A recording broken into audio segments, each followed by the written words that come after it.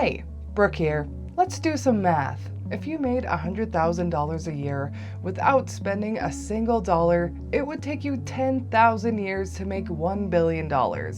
10,000 years! If you earned $1,000 non-stop 24/7, it would still take 114 years to reach $1 billion. And that's just 1 billion. Now imagine 10 billion, or 50 billion, or 200 billion. That's not rich. That's structurally untouchable. That's more money than entire countries operate on. So when something with that amount of wealth wakes up and thinks, you know what I need? More. We're not talking about lifestyle. We're talking about psychology. Let's start with you. Imagine you win the lottery. Be honest. You pay off debts, you buy the house, you help your family. Maybe you disappear to Italy for 6 months. But after that, would you still wake up at 5 a.m. to grind? Probably not. So why do billionaires keep going? Well, when you zoom out, something strange happens. At that level, money stops being money and becomes a scoreboard. Daniel Kahneman and Angus Deaton found that emotional well-being increases with income, but then plateaus after a certain threshold. After security and comfort, more money doesn't significantly increase happiness. So when someone with 100 billion keeps grinding relentlessly, it's not about joy. It's about identity maintenance. The human nervous system evolved to chase food, safety, mates, and social approval. It did not evolve to manage wealth equivalent to small nations. Psychologists Philip Brickman and Donald Campbell called it the hedonic treadmill. No matter how high you climb, your happiness baseline always resets. Private jet?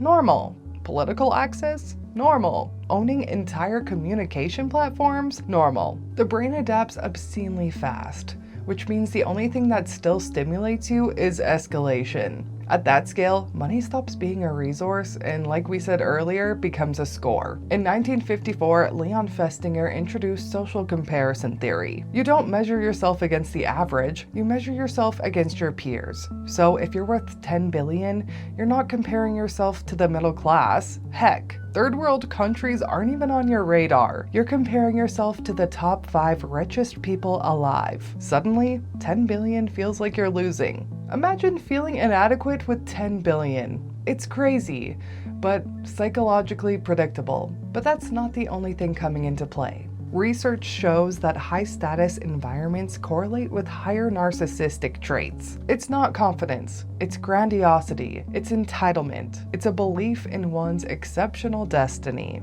And here's the satirical part.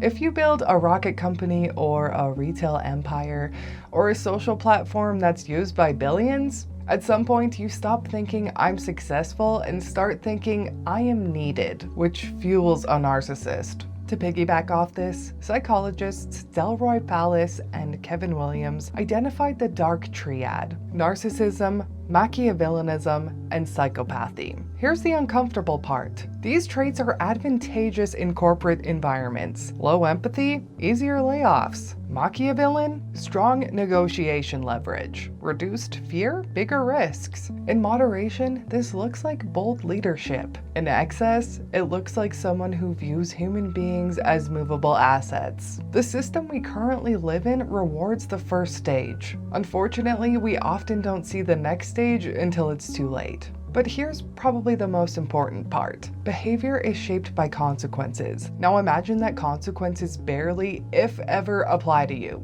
You are untouchable. You can afford lawsuits and fines. You can influence legislation. You can hire entire teams to manage reputation and do damage control. When friction disappears, restraint weakens. Empathy declines. The more out of touch you are from everyday reality, the easier it is to treat the world like a board game. A prime example of this, who's relevant at this very moment, is Jeffrey Esptein. He leveraged wealth and elite access to operate heinous activities for decades without any meaningful interruption. As we've discovered from this case alone, extreme wealth creates ecosystems. Ecosystems of influence, ecosystems of silence, ecosystems where accountability can erode. Money doesn't cause moral collapse, but it does purchase insulation from it. And insulation is dangerous to the human psyche, because when no one can realistically stop you, your internal moral brakes better be strong. History suggests they're usually not. So here's the uncomfortable synthesis.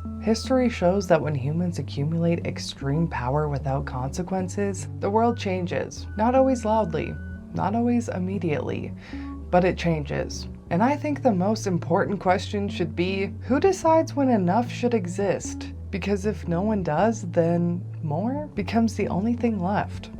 Like what your weird brain just learned about people who could technically buy your entire bloodline's earning before lunch? Hit subscribe, because awareness is the only thing money can't insulate against.